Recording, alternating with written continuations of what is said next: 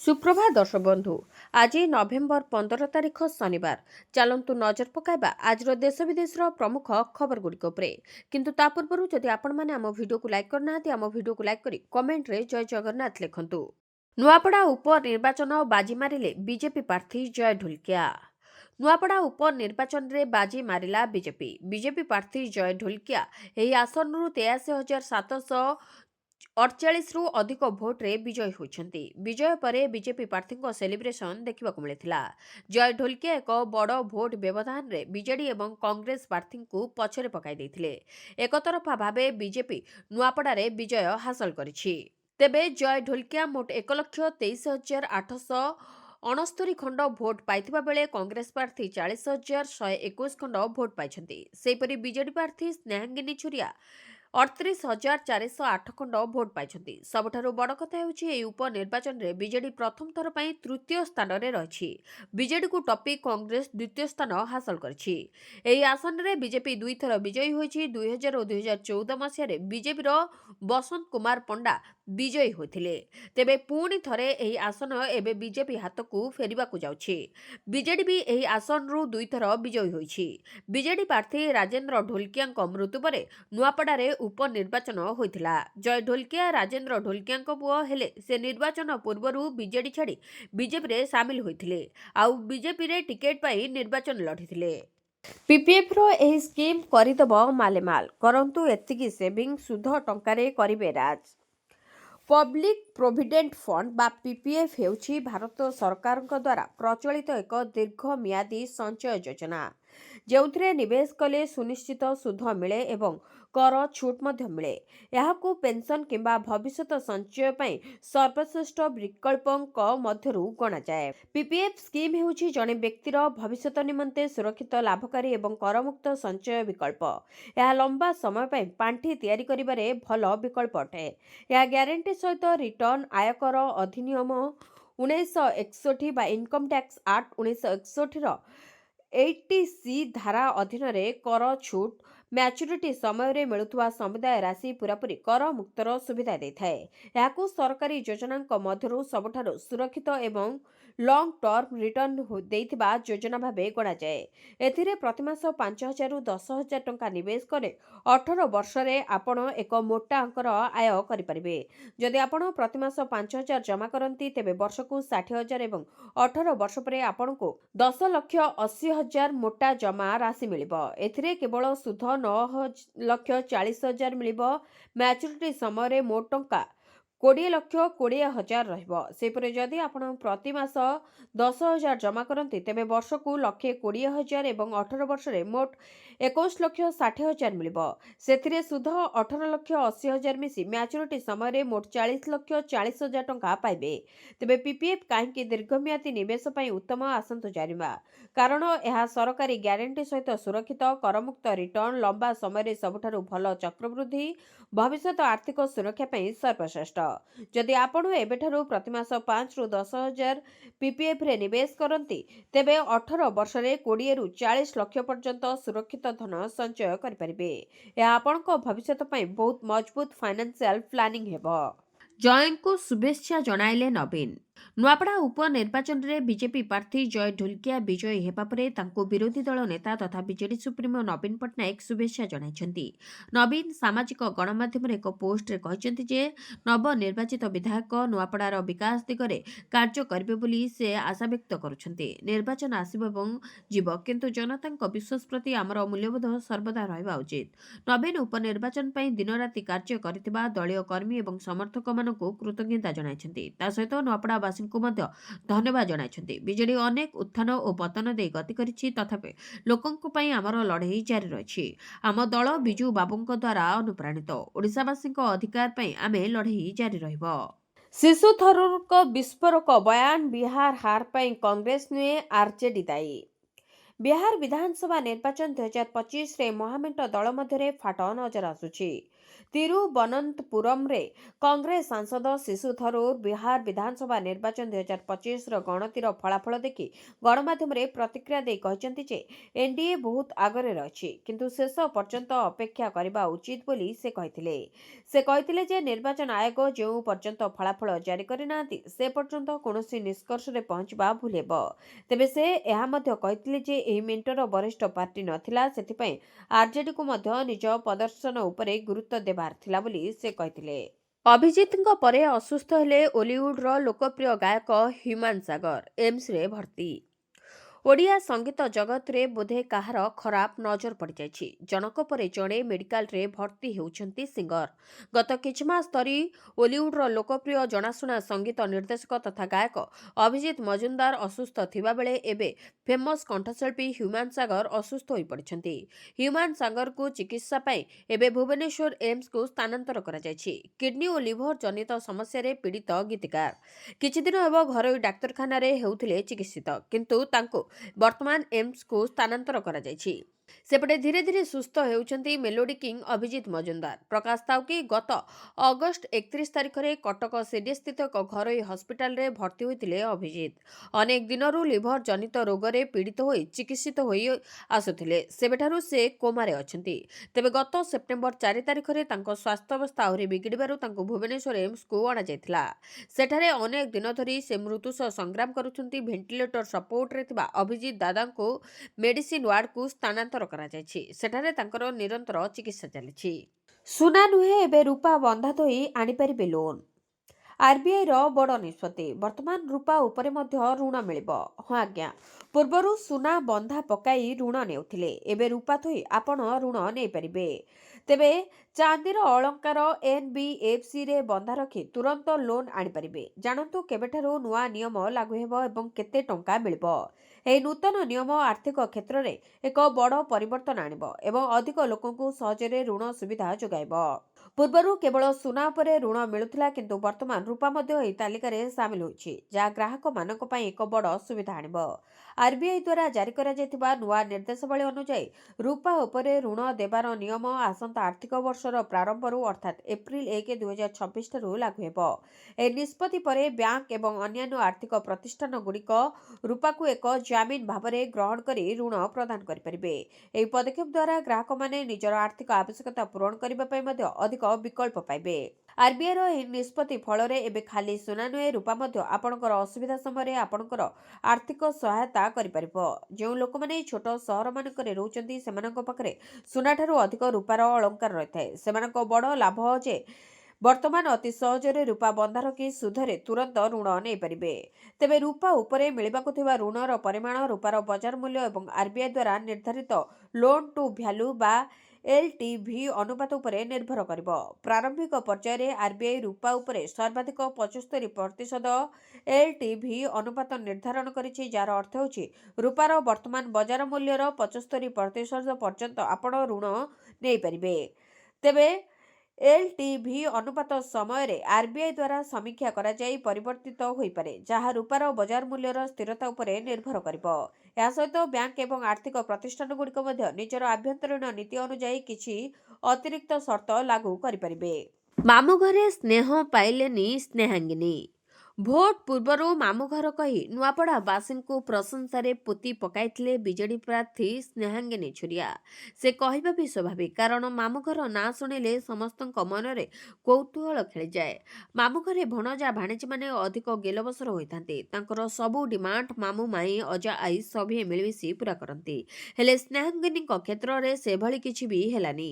ନା ମାମୁଁ ଘରେ ଡିମାଣ୍ଡ ପୂରଣ ହେଲା, ନା ସ୍ନେହ ଟିକେ ମିଳିଲା। ପୂରା ପର କରିଦେଲେ ମାମୁଁ ଘର ଲୋକେ। ନୂଆପଡ଼ା ଉପନିର୍ବାଚନ ଫାଇଟ୍ ପାଇଁ ନୂଆପଡ଼ାର ଭାଣିଜୀକୁ ବାଛିଥିଲେ ନବୀନ।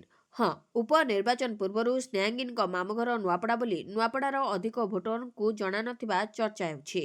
କାରଣ ଭାଣିଜୀ ହେଉ ଅବା ଭଣଜା, ବଡ଼ ହେବା ପରେ ମାମୁଁ ଘରକୁ ବୁଲିଯିବା କାଁ ଭାଁ ହୋଇଥାଏ। ହୁଏତ ସେଥିପାଇଁ ଭାଣିଜୀକୁ ଭଲ ପାଇବା ଦେଲେନି ମାମୁଁ ଘର ଲୋକେ। 2024 ନୂଆପଡ଼ା ପରୀକ୍ଷାରେ ଫାର୍ଷ୍ଟ କ୍ଲାସ୍ ପାଇଥିବା ବିଜେଡି ଏଥର କିନ୍ତୁ ଥାର୍ଡ ଡିଭିଜନ ରଖିଛି। ହଁ, ସ୍ନେହାଙ୍ଗିନୀକୁ ଟିକେ କମ୍ ସ୍ନେହ ମିଳିଛି, ଯାହା 38,408 ଖଣ୍ଡ ଭୋଟ ବୟାନ କରୁଛି। ହେଲେ ବି ଯେଉଁ ଭରସା ରଖିଥିଲେ ମାମୁଁ ଘର ଲୋକେ ମନ ବଢ଼ାଇବେ ବୋଲି, ତାହା ସ୍ନେହାଙ୍ଗିନୀଙ୍କ ପାଇଁ ସ୍ୱପ୍ନ ହୋଇ ରହିଗଲା। ପଲିଟିକ୍ସ ପଡ଼ିଆରେ ପଦ ପଦବୀ ଓ ପରିବାର ହୁଏତ ଭୋଟରଙ୍କୁ କାଁ ଭାଁ ପ୍ରଭାବିତ କରିପାରେ, କିନ୍ତୁ ନୂଆପଡ଼ା ନୂଆ ଗଣିତରୁ ସଭିଏଁ ବୁଝିପାରିଥିବେ ଯେ ଆମଦାନୀ ନେତାଙ୍କୁ ନିଜ ଅଞ୍ଚଳରେ ଦାୟିତ୍ୱ ଦେବା ଗ୍ରହଣୀୟ ନୁହେଁ। ସେଥିପାଇଁ ଭାଣିଜୀ ସ୍ନେହାଙ୍ଗିନୀକୁ ଅଳ୍ପ ସ୍ନେହ ଦେଇ ସନ୍ତୁଷ୍ଟ ହୋଇଯାଇଛନ୍ତି ମାମୁଁଘର ଲୋକେ। ଯଦି ନୂଆପଡ଼ାକୁ ପଲିଟିକ୍ସର ମାମୁଁଘର ଭଳି ଦେଖାଯାଏ, ତାହେଲେ ହାର ଜିତ୍ର ହସ୍ତିନାପୁରରେ ଖାଲି ସଭା ଡାକିଦେଲେ ହେବନି କିମ୍ବା ପୋଷ୍ଟର କି ନିର୍ବାଚନୀ ଫ୍ଲେକ୍ସ ମାରିଦେଲେ ମନ ଜିତି ପାରିବେନି। ଏଠି ପ୍ରତିଦ୍ୱନ୍ଦ୍ୱୀଙ୍କ ଚକ୍ରବ୍ୟୂହ ଭଲ କରି ବୁଝି ପାରୁନଥିବାରୁ ଭଲ ଭୋଟ ପାଇଲେନି ସ୍ନେହାଙ୍ଗିନୀ ବୋଲି ଚର୍ଚ୍ଚା ଜୋର ଧରିଛି। ଦିଲ୍ଲୀ ବିଜେପି ମୁଖ୍ୟାଳୟରେ ପ୍ରଧାନମନ୍ତ୍ରୀ ମୋଦିଙ୍କ ସମ୍ବୋଧନ, କହିଲେ ଏନ୍ଡିଏ ଜନତା ଜନାର୍ଦ୍ଦନଙ୍କର ସେବକ।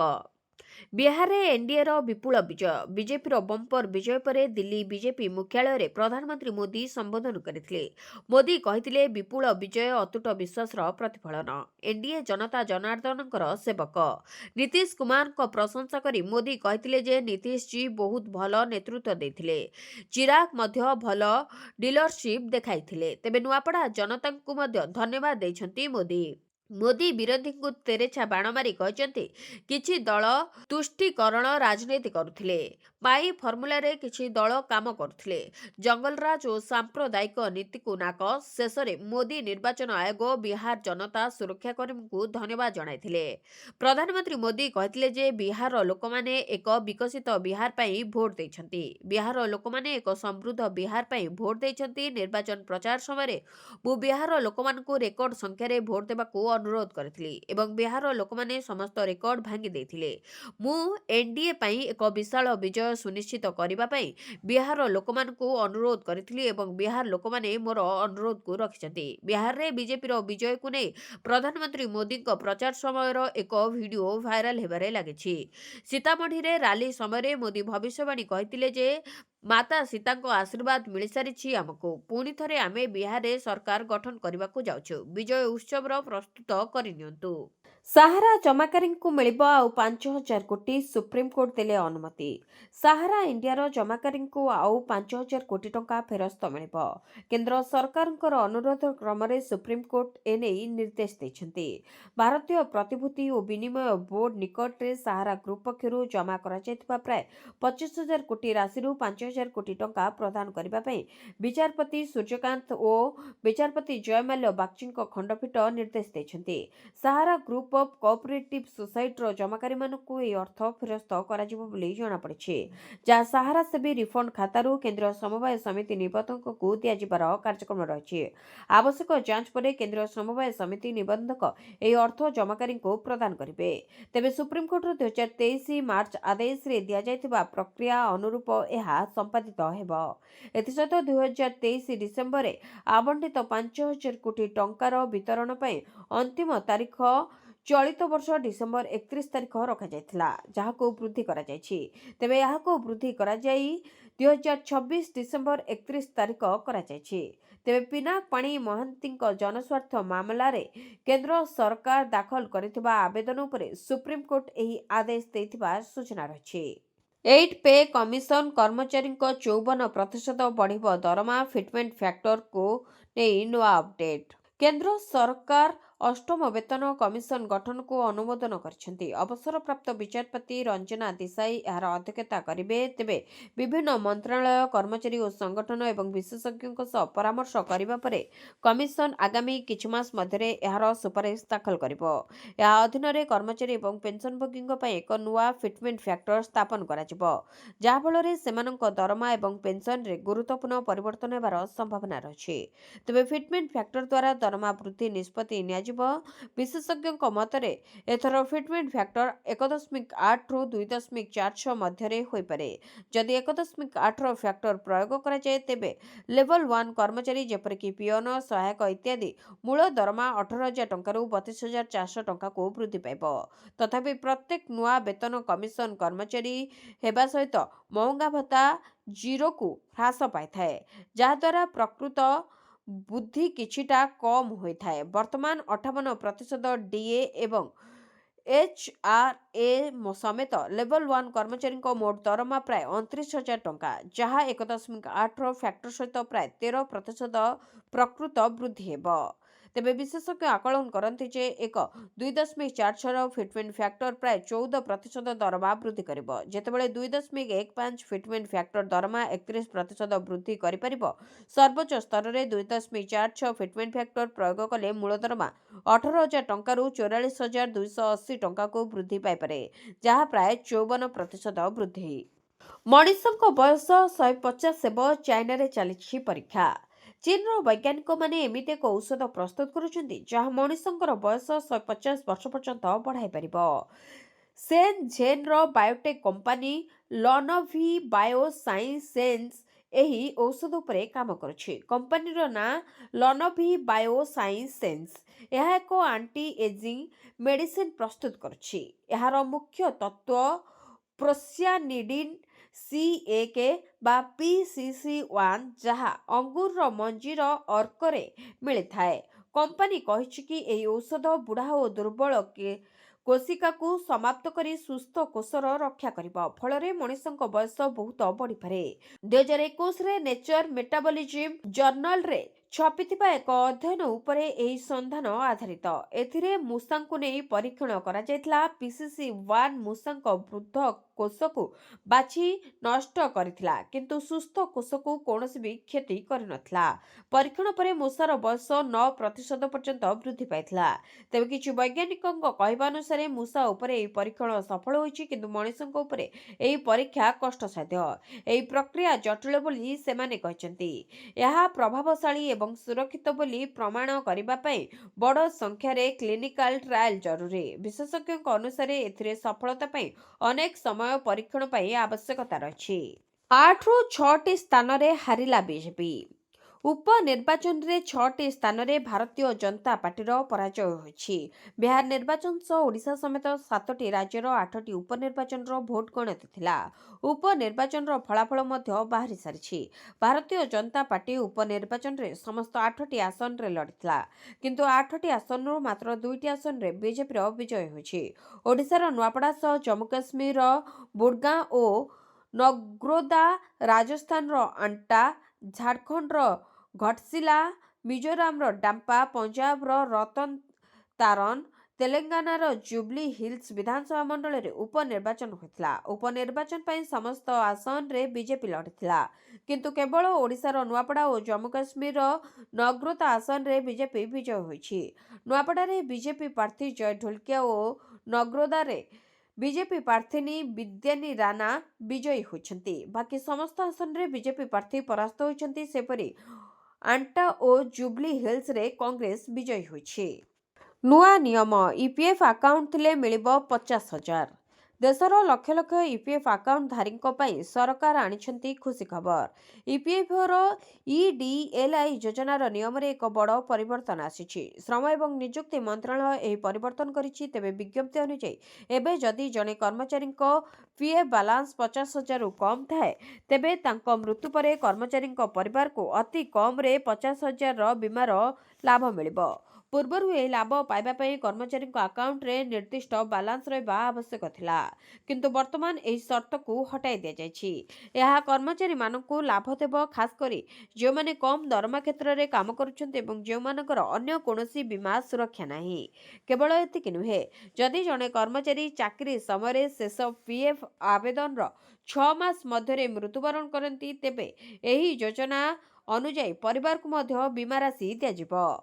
ଏଣିକି ସରକାର ବିନା ସୁଧରେ 20 ଲକ୍ଷ ପର୍ଯ୍ୟନ୍ତ ଦେବେ ଲୋନ୍। ସରକାର ଦେବେ ଲୋନ୍।